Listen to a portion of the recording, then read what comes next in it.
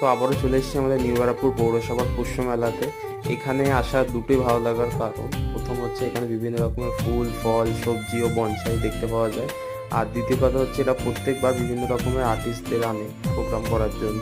তো এবারের স্টেজটা আগেরবারের থেকে অনেকটাই বড় হয়েছে, তোমরা লোক থেকে বুঝতে পারছো। আর কয়েকটা গানের ক্লিপ এনেছি, সেগুলো তোমরা শোনো।